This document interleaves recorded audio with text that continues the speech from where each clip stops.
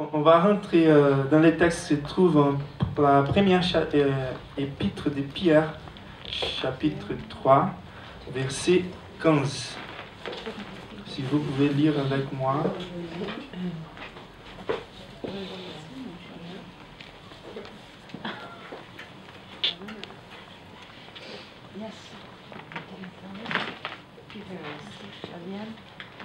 Première Pierre, chapitre 3, verset 15.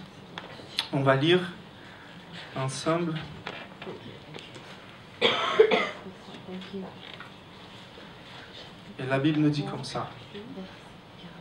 Mais sanctifiez dans vos cœurs Christ le Seigneur, étant toujours prêt à vous défendre, avec douceur et respect, devant quiconque vous demande raison de l'espérance qui est en vous. Amen.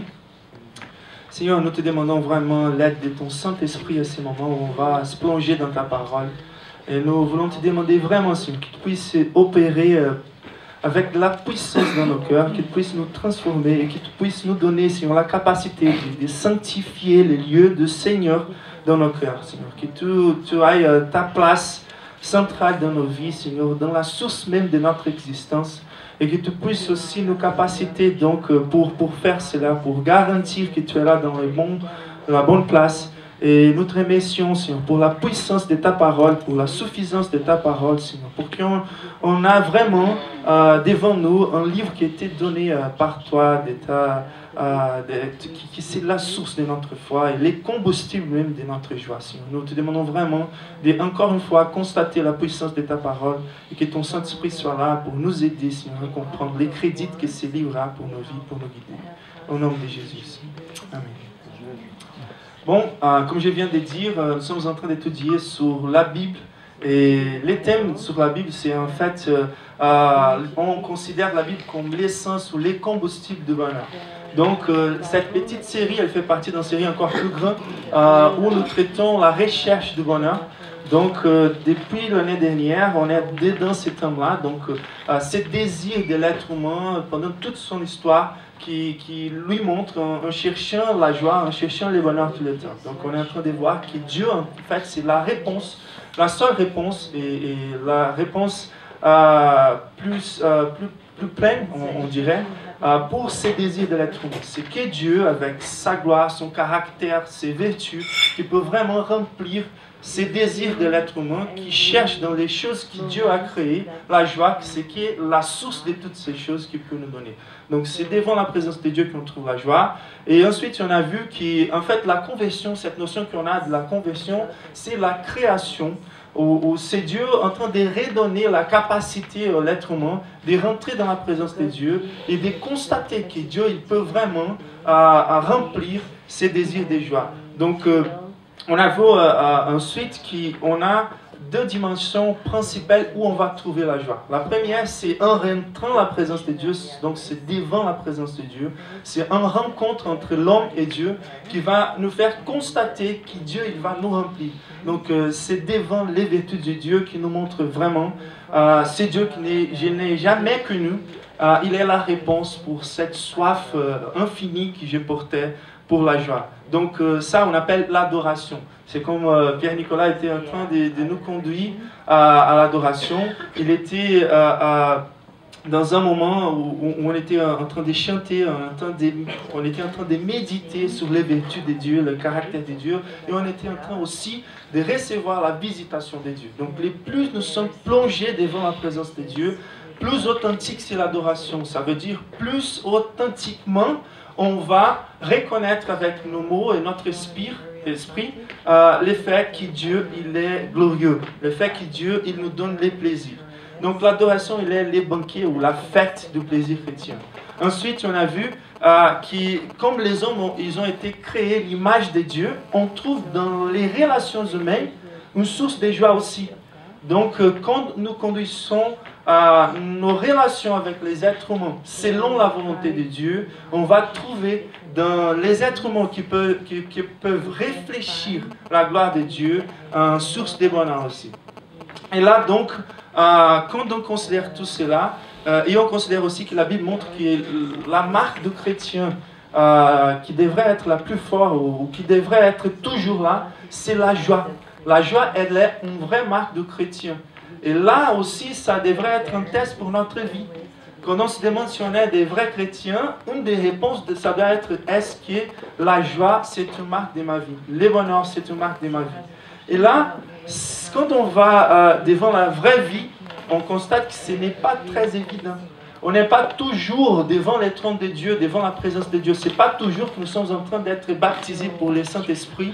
Ce n'est pas toujours que Dieu est en train de révéler sa face d'une façon très spéciale. Ce n'est pas toujours que nous sommes en train d'avoir des sensations surnaturelles, des songes, des choses comme ça, des visions. Et donc, la vie, elle nous amène des challenges, des défis pour nos bonheurs. Et les relations humaines, de la même manière, elles nous amènent aussi des challenges. Par exemple, nous pouvons être en train de faire de bien aux personnes, mais la réponse, elle n'est pas toujours évidente pour nous donner de la joie. On va avoir comme réponse, par exemple, la persécution, les agressivités, l'ingratitude. Et même de notre côté, parfois, on n'est pas toujours en train de réfléchir à la gloire de Dieu dans nos relations, et on va être déçu avec notre procédure aussi. Et donc là, ce n'est pas très évident de trouver le bonheur tout le temps dans les relations humaines. Ensuite, si on considère que ces mondes, avec cette condition des chutes, il nous amène beaucoup de circonstances qui militent contre aussi la joie. Par exemple, les maladies, les catastrophes, les chômages, la perte des personnes aimées. Ces mondes-là, il est aussi un challenge contre cette joie qui devrait être constante et pour toujours. Et principalement, on pourrait dire, c'est l'ennemi qui est constamment en train de nous opprimer, de nous attaquer. Donc son objectif principal, c'est vraiment d'enlever la joie de notre foi. Donc si on considère d'un côté que la marque du chrétien, c'est la joie, et d'autre côté, les challenges, les défis qu'on a pour vivre une vie toujours dans la joie, on voit que c'est assez difficile de trouver cette marque dans nos vies.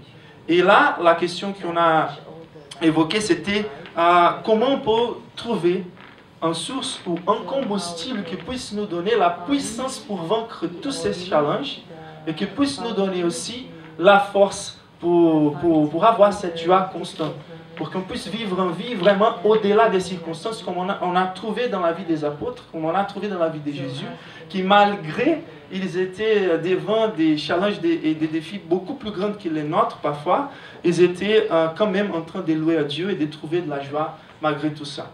Et la réponse que la Bible nous donne, c'est qu'elle et qu'elle-même qui peut nous donner cette force ou cette puissance. Donc la Bible, elle est le combustible qui va nous donner tout ce qu'on a besoin pour vivre une vie constante de joie et de bonheur. Et c'est pour ça qu'il faut prendre ces livres sérieusement. Mais la question qui est évoquée aussi automatiquement devant ça, c'est que la Bible, elle évoque pour ça une autorité très forte. Si elle dit qu'elle a la puissance de me donner la joie constante, je dois demander, est-ce qu'elle peut me convaincre de ça? Comment je peux confier dans ces livres? Comment je peux avoir la garantie que la Bible, elle est puissante? Car déjà, si on considère les chrétiens, c'est un peu plus évident pour eux que la Bible, c'est la parole de Dieu. Mais si on considère les personnes en général, qui ne commencent pas par la foi ou par la croyance dans l'inspiration divine de la Bible, c'est un peu plus difficile de comprendre. Et donc, on est en train de voir un parcours ou des arguments différents où on pourrait commencer à voir les crédits que la Bible a. Comment la Bible peut démontrer, comment on peut constater au travers de la Bible qu'elle est vraiment capable de nous donner de la joie.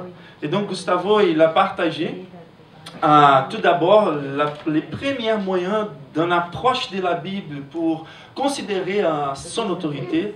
Ça serait, on dirait, une approche du Christ. Donc, ce n'est pas nécessaire qu'une personne s'approche de la Bible, surtout les évangiles, on dirait, un croyant qui sait déjà la parole inspirée par Dieu. Non, on peut se rapporter les évangiles comme des documents historiques aussi. Comme les biographies plus fidèles sur Christ, car elles étaient écrites pour les disciples directs de Christ ou les personnes qui étaient en directe relation avec ses disciples. Et les faits aussi qui les historiciens de l'époque, ils ont aussi écrit sur les Christ historiques et on ne trouve pas des grosses contradictions entre ces écrits et les écrits du Christ. Et donc si on s'approche des évangiles en train d'étudier sur Christ, on va être devant un homme assez fort, son témoignage est assez puissant. Et quand on considère la vie de Christ, on voit que c'est quelqu'un qui avait une sagesse incroyable, qui avait un raisonnement très spécial. Ces paroles, elles ont été prises par des personnes qui ne sont pas chrétiens au travers de l'histoire, comme des références pour des codes de conduite, des choses comme ça, des organisations sociales.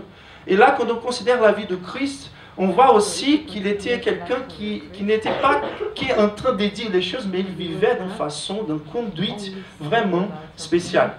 Et d'habitude, les personnes qui ont ces premiers contacts avec le Christ sont en train de donner plus de crédit à lui que de dire non, il était un folle. Car là, il faut qu'on prenne une décision après d'avoir ses premiers contacts avec le Christ. Soit Christ, il était vraiment tout ce qu'il disait qu'il était, soit Christ, il était complètement fou. Mais les évidences contre l'idée qu'il était fou sont beaucoup plus grandes que les évidences pour cette argumentation. Et donc, d'habitude, les personnes qui s'approchent du Christ, même les Christ historiques, elles commencent à chercher quelle était la source de cette sagesse, quelle était la source de cette vie incomparable. Et quand on voit la vie de Christ, la manière dont il traitait la Bible, c'est incroyable.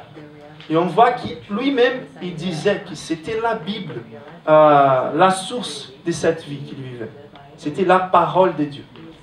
Et donc là, c'est une première approche. La deuxième approche, c'était de considérer les bénéfices que la Bible peut amener à nos vies. Donc, d'abord, si on considère que Christ il était une personne au-delà des circonstances, il avait de la vraie joie, la joie constante, qu'il pouvait même mépriser les mauvaises circonstances, car il était en train de marcher dans une direction de la joie parfaite. On trouve dans les bénéfices que la Bible peut nous apporter aussi, progressivement, les crédits de la Bible. Donc, Gustavo, je vais juste mentionner les bénéfices qu'il a étudiés avec nous. Donc, c'était la vie elle-même, donc cette séquence de décisions qu'on prend, des expériences qu'on vit. Et la Bible, elle nous donne beaucoup de conseils dans la direction de la vie. Et la vie elle-même, définie par la Bible, c'est une vie beaucoup plus abondante qu'on est en train de considérer, qu'on en considère la notion même pour la vie. On a une notion beaucoup plus réduite que la vie que la Bible nous présente. Donc la vie, la foi, et ça c'est très intéressant. La foi, elle est générée aussi par les contacts avec les Écritures. Il ne faut pas demander des autres personnes, des non-chrétiens, qu'ils considèrent la Bible comme autorité finale, a priori. Il faut qu'on les encourage à avoir des expériences avec ces livres. Car même la foi, elle est générée par la parole de Dieu. Les Saint-Esprit, si on considère que le Saint-Esprit, c'est cette connexion avec Dieu qui est capable de nous remplir, de nous faire comprendre les choses spirituelles, c'est aussi un bénéfice que la Bible elle peut nous apporter. Et là, donc, on continuerait avec la notion de liberté, de sagesse, la sûreté, et la confiance et la victoire sur Satan. Donc, tout ça, ce sont des bénéfices qu'on peut trouver au travers de la Bible. Et c'est à la mesure qu'on expérimente ces bénéfices dans nos vies, qu'on va voir les crédits que la Bible possède dans nos vies. Et là, la dernière chose qu'on va méditer aujourd'hui, c'est, je voudrais partager avec vous de façon très objective, très pratique, car ce sont des thèmes vraiment très vastes et très profonds. Mais la dernière chose, c'est ce qu'on trouve dans ces versets 15 de la première chapitre de Pierre.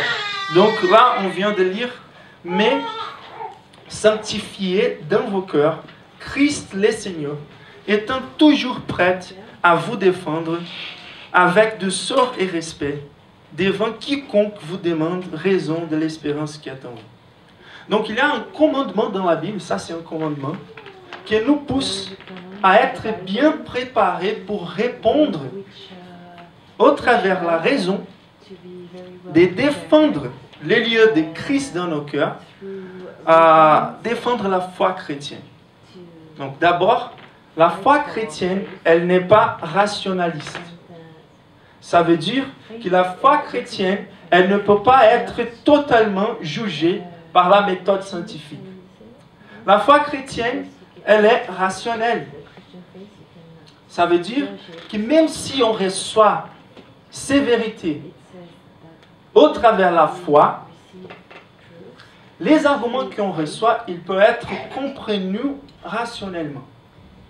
Donc la base des discussions entre les chrétiens et les non-chrétiens, elle peut être aussi la raison.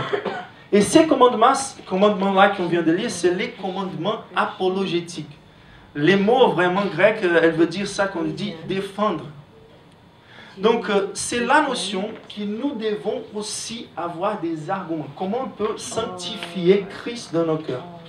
Comment les mots sanctification, elle veut dire séparer. Donc, comment on peut garantir que la source de notre vie est à Christ et à personne non plus? Comment il peut être sanctifié comme Seigneur de ma vie? Quand est-ce que Christ il va vraiment régner complètement sur ma vie? Quand je serai capable de répondre à ces questions qui sont en train de venir dans ma tête par rapport à l'autorité, par exemple, de la Bible, à l'autorité de ma foi.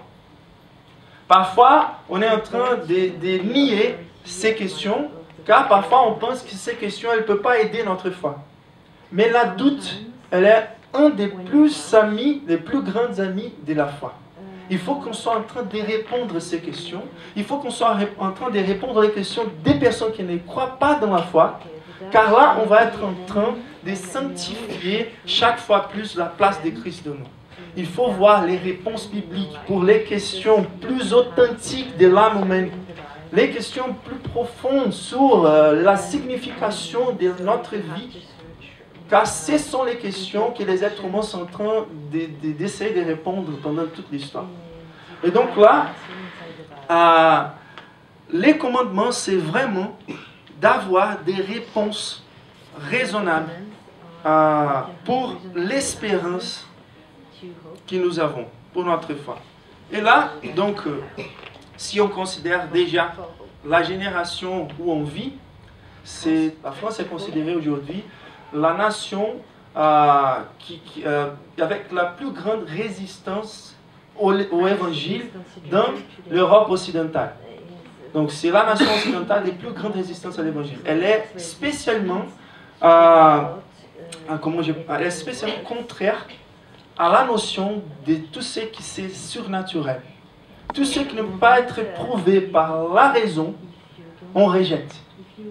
Donc toutes les choses qui ne peuvent pas être prouvées par la raison, il faut supprimer ces vérités. Ou dans les meilleurs cas, c'est de considérer qu'on ne peut pas avoir une réponse finale, donc on va au maximum considérer comme des composants d'une vérité qui n'est jamais absolue. Donc quand nous sommes en train d'essayer de prêcher l'évangile, on prêche à partir d'une vérité qui est absolue pour nous, mais même si les personnes sont en train de nous donner les oreilles, ils sont en train d'interpréter différemment. C'est encore une chose différente qui peut qui peut marcher pour ma vision, qui est très mélangée et qui n'est jamais absolue. Et comment avoir cette communication?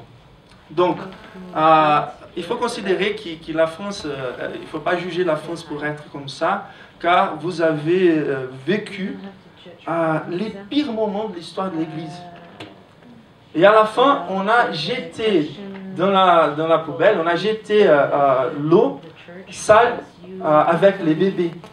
Vous avez cette expression en français? Donc on a jeté les bébés avec l'eau sale. Ça veut dire que la France, elle n'a jamais eu l'opportunité de connaître les systèmes de pensée biblique. L'obscurantisme catholique, il nous donnait, c'était la pire époque en fait de l'Église, et il nous a donné une vérité mystique, des lois qu'il fallait suivre sans réfléchir. Et même la Bible n'était pas traduite dans la langue du peuple. Et donc à cette époque, c'était une façon d'opprimer, de manipuler la population. Et quand quand on a eu compte de ça, qu'on a rendu compte de ça, on a rapproché totalement. L'Église, elle était interprétée pas par la Bible seulement, mais la Bible plus l'institution, et c'est mauvais témoin de l'Église. Et là, ensuite, les révolutions des idées ont apporté l'être humain à aimer la raison. Donc la raison, elle a substitué le pouvoir que l'Église avait avant. Et l'être humain, il a progressé beaucoup dans les sens naturels, dans les sens mécanismes. Donc c'est l'explosion de la révolution industrielle, ce sont les conforts qui arrivent à nous, ce sont des évolutions sans cesser jusqu'à aujourd'hui dans les champs mécaniques. Et les universités, chaque fois plus, elles deviennent beaucoup plus particulières, beaucoup plus spécifiques, mais elles ne donnent pas des réponses au niveau spirituel, on dirait au niveau des significations des vies, des buts de la vie. Au début, les idées modernes, c'était qu'il a raison, même elle pourrait nous dire des choses avec Dieu. Et donc Dieu, il était soumis à les raisonnements humains. Et donc la créature, avec sa pensée limitée, elle pourrait vraiment définir Dieu. Et comme la raison humaine ne peut pas prouver Dieu, la décision c'était de nier Dieu. Et là donc la modernité elle était marquée avec l'espoir qui c'était les conquistes humaines qui nous donneraient vraiment, qui remplirait cette soif qu'on avait sur les bonheurs ou la signification. Donc ça serait la civilisation, ça serait la paix, l'harmonie, les ressources, l'éducation qui nous donneront l'harmonie. Mais quand il arrive les deux grandes guerres mondiales, on voit un nouveau changement des mentalités. Donc la raison, elle nous a apporté beaucoup de bénéfices matériels, naturels, mais elle n'a pas rempli nos cœurs. Et à la fin, elle a démontré qu'elle ne peut pas résoudre vraiment les grands problèmes de l'âme humaine. Et là, on abandonne la raison pour définir les valeurs supérieures et on réduit notre vie vraiment. Et ça, c'est la postmodernité, c'est qu'on vit maintenant. C'est les silences dans les niveaux supérieurs. On n'a pas une signification pour vivre. On n'a pas un but pour la vie. Et là, on vit une vie très vide, qui est réduite à la machine. Donc la machine sociale, elle peut marcher très bien, la machine sociale, elle peut marcher très bien, mais nous ne sommes que des petites pièces dans cette grande machine. Donc on peut parler des boulots, on peut parler des informations à niveau naturel, donc science, on peut parler des arts, des cultures, dans tout ce qui dit au respect des choses naturelles, mécaniques, mais on ne peut pas dire grande chose par rapport à ces désirs d'avoir une signification, un but, de justifier par exemple l'amour, de justifier par exemple la volonté des joies.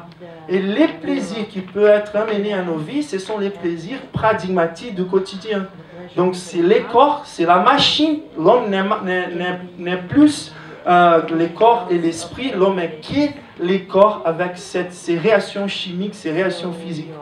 Et là, on se trouve vraiment dans les pires périodes de l'histoire de l'humanité. C'est la première fois où l'humanité, elle a vraiment laissé à côté tout l'espoir pour trouver signification pour sa vie, pour trouver une vérité qui peut expliquer la réalité telle comme elle est.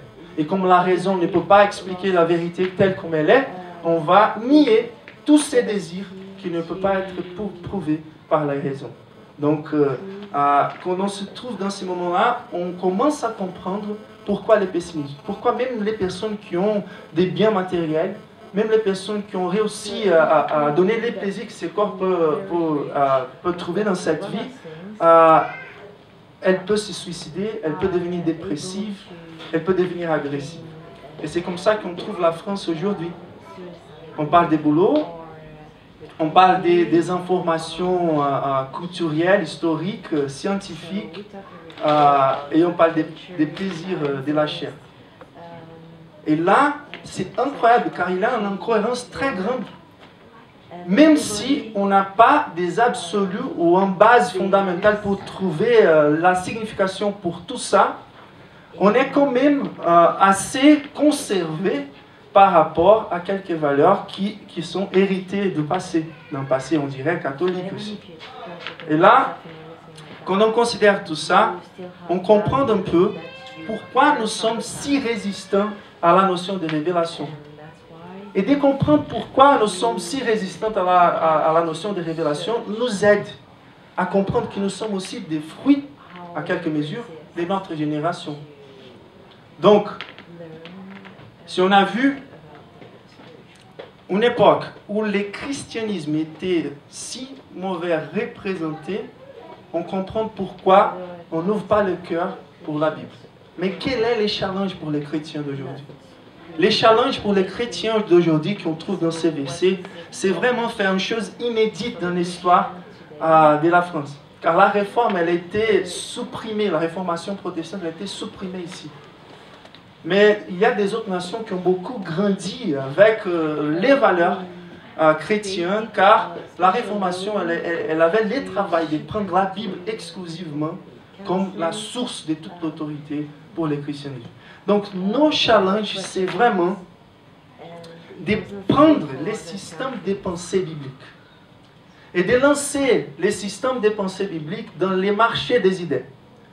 On dirait, c'est d'arriver jusqu'à la présence des non-chrétiens et de dire, même si, car tu n'as pas trouvé des réponses pour ces désirs que tu as dans ta nature plus profonde, tu n'as pas éprouvé encore, tu n'as pas prouvé encore, tu n'as pas goûté encore, une autre proposition de réponse.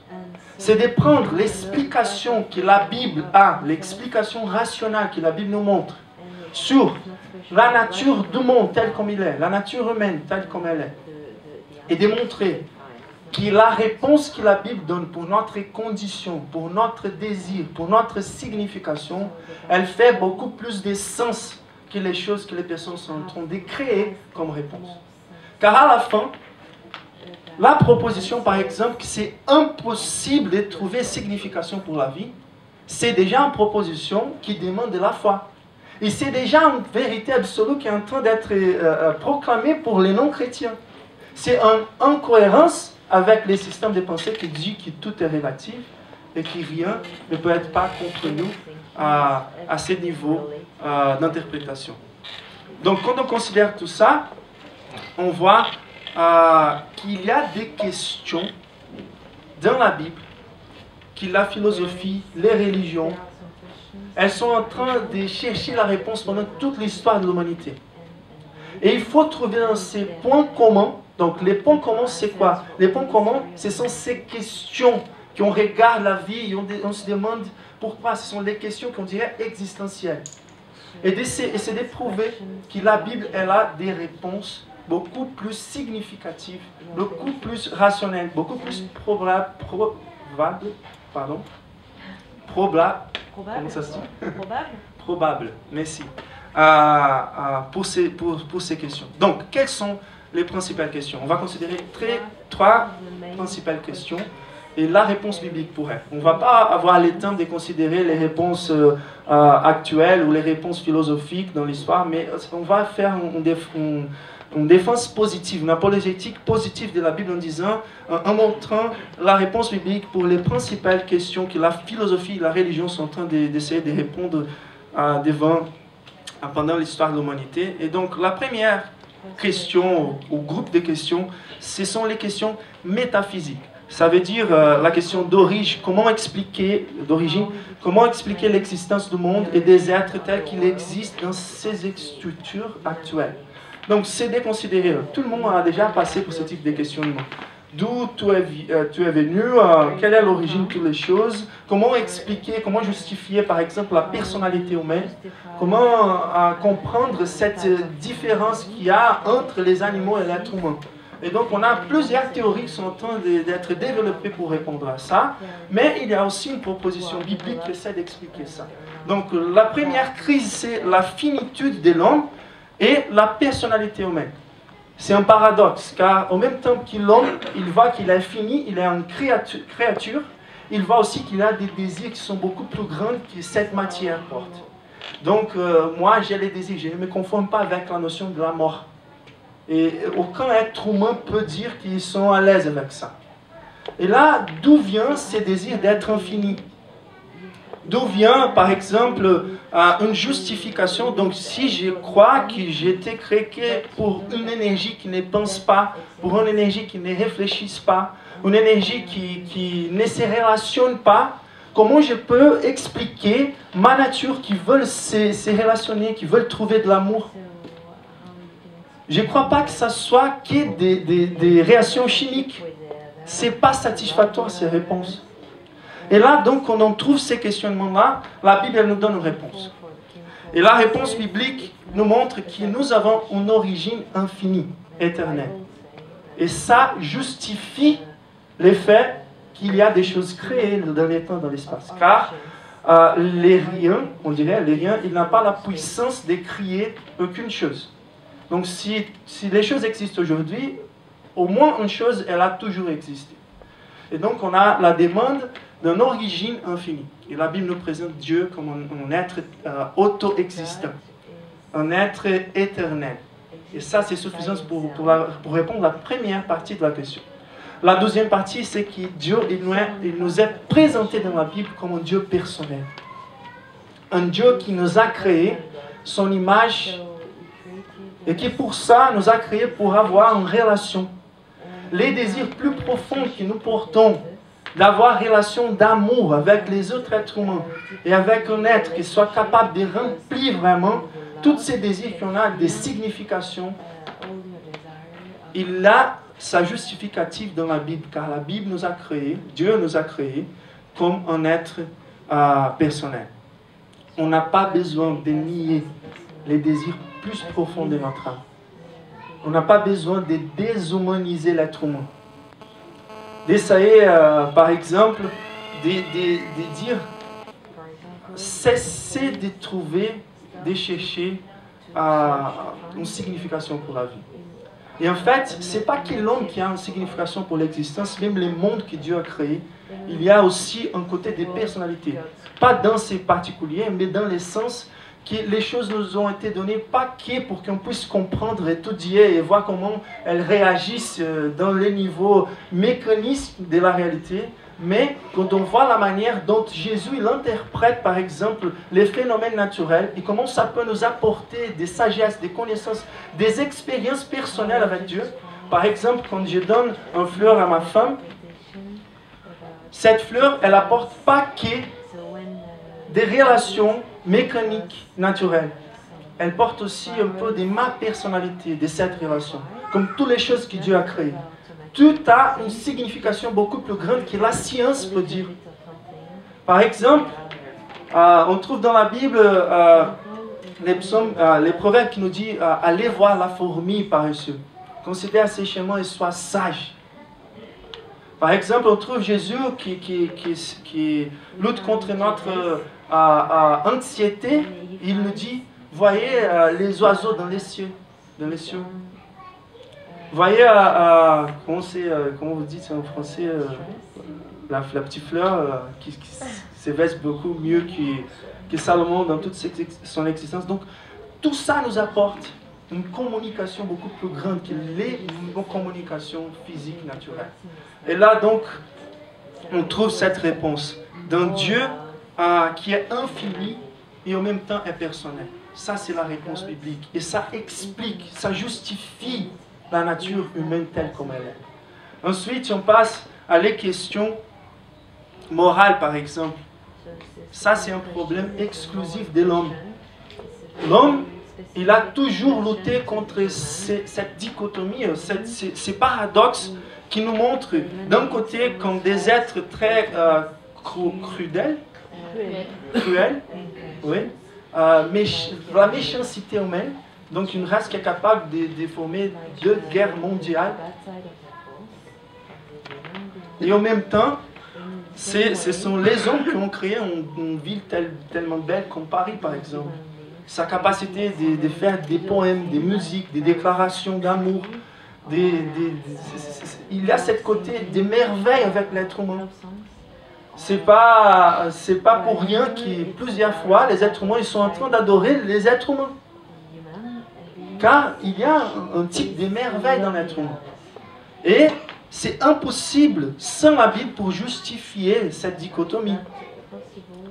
Par exemple, la cruauté, elle peut être décrite par quelques théories comme les resquisses, ce qu'il a resté de cette évolution qu'on est venu des animaux. Donc il ne faut pas lutter contre ça, c'est naturel, c'est juste les prochaines réactions qui vont effacer tout ça de notre vie.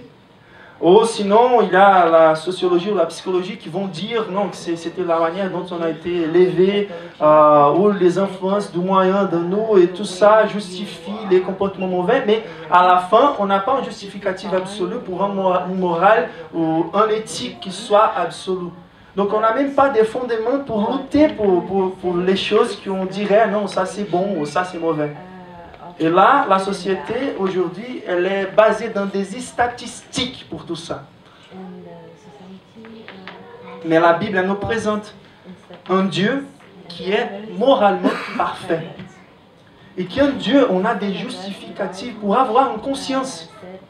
Il ne faut pas supprimer la conscience, il ne faut pas nier que l'être humain, il a une partie immatérielle qui ne peut pas être jugée par la raison, mais qu'elle est là toujours. Et qu'elle désire un comportement parfait. Comment expliquer ces désirs? Car c'est impossible de trouver la joie si on n'est pas à l'aise avec la conscience.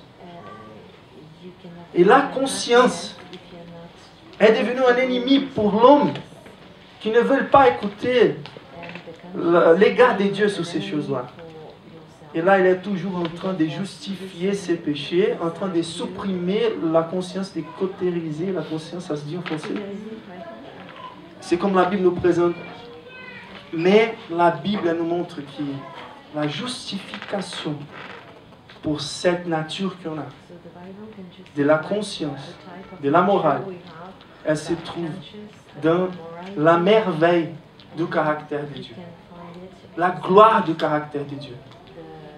Et notamment, si on veut considérer comment ça pourrait être vu dans la vie pratique, c'est juste de regarder la vie de Christ. C'est impossible de considérer la vie de Christ et de ne pas conclure qu'il était quelqu'un qui a réussi dans la joie, car il a vécu une vie morale parfaite.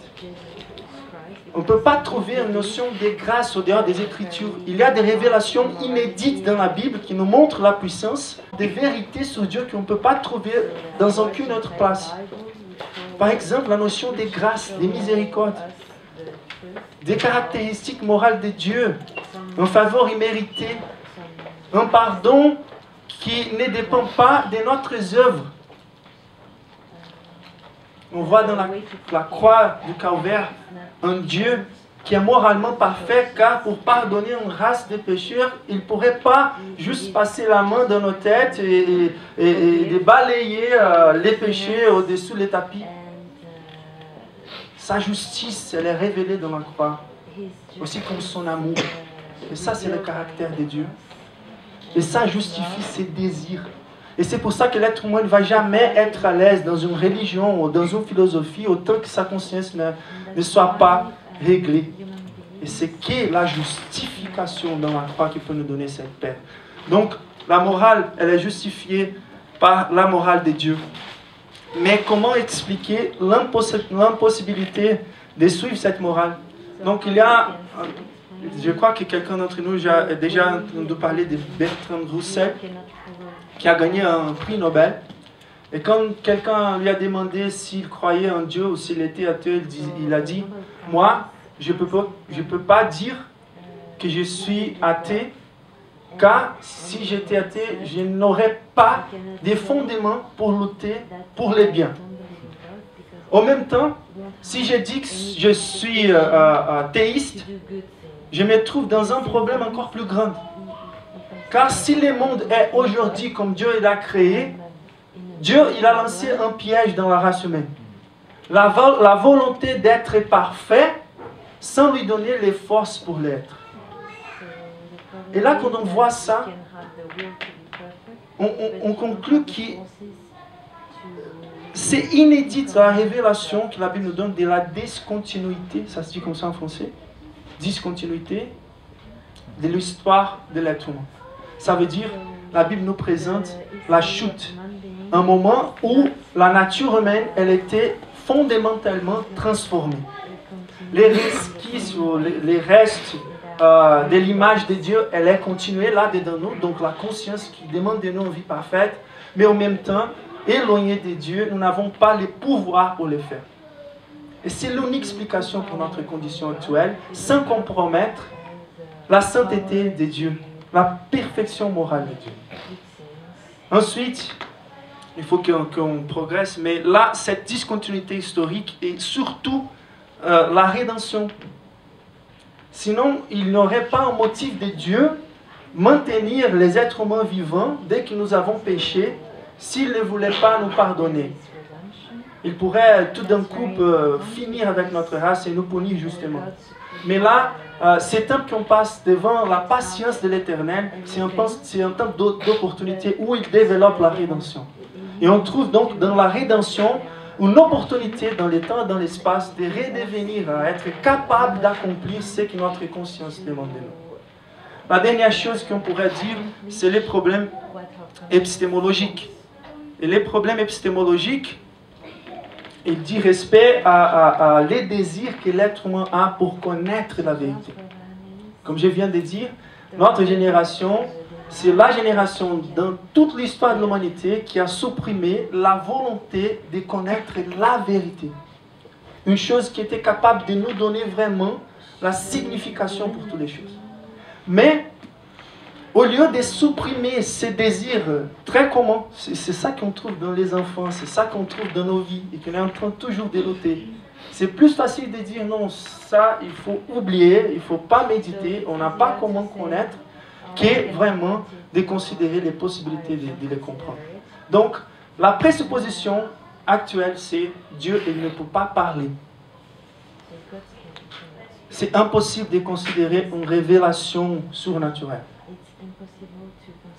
Et ça, c'est la plus grande tristesse pour l'être humain d'aujourd'hui. Car si on pourrait au moins regarder l'homme tel comme il est vraiment, avec ses désirs pour connaître la vérité, on trouverait dans cette évidence le fait qu'il est créateur de ces mêmes hommes. Lui a créé avec ses désirs de vérité, car il voulait remplir tout cela. Pourquoi la raison, elle ne peut pas être suffisante pour juger les choses plus grandes que les choses naturelles? Car la raison, elle est naturelle. La raison, elle est limitée. Nous sommes comme des petites pièces, on dirait, hein, dans ce sens-là. Si on considère que la nature humaine, l'ordre matériel des choses du monde, nous sommes comme dans petites pièces. Si on considérait un moteur d'une voiture, et on trouve un trou là-dedans, il pourrait connaître maximum, il pourrait connaître sa relation avec la prochaine pièce et la pièce d'avant, mais il ne pourrait pas comprendre toute la signification qu'il fait partie d'une voiture, que cette voiture a un but de sortir d'un place et aller à un autre. Et l'être humain, il prend pour soi une autorité qui n'est pas adaptée à sa condition. La mentalité d'une créature, elle ne peut pas abranger exhaustivement la mentalité de créature. Donc si on a l'espoir de connaître vraiment quel que ce soit, je dis vraiment et totalement, on a la dépendance que Dieu nous donne, que Dieu nous communique cette vérité, la vérité sur les choses. Bien sûr, on peut connaître vraiment des choses, mais toujours partiellement. Mais c'est qui un Dieu qu'on puisse trouver la réponse finale. Et la Bible, elle nous révèle ces dieux. Elle nous révèle un Dieu, et ça c'est la réponse biblique, qui nous a créés vraiment pour être remplis de vérité. Les désirs de vérité à la fin, c'est les désirs de la vie. C'est le désir de comprendre les buts, la signification. C'est le désir vraiment de comprendre pourquoi nous sommes là. C'est le désir qui est né quand on voit que les réponses qui nous sont proposées, elles ne sont pas suffisantes pour nous remplir, pour nous donner le bonheur. Moi, ma conversion, elle était bien dedans une crise existentielle. J'avais 90% des bourses dans ma faculté de design. À l'époque, j'étais surfeur professionnel et c'était une vie assez bonne pour ceux qui veulent profiter des plaisirs de la chair, tout ça. Et il est arrivé un moment dans ma vie où je me dis, mais j'ai commencé à imaginer, d'accord, je peux gagner des étapes des championnats, je peux trouver un bon emploi dans ma vie, je peux trouver des autres biens qu'on pourrait imaginer. Et toujours j'imaginais plus, mais jamais ça c'était suffisant pour moi.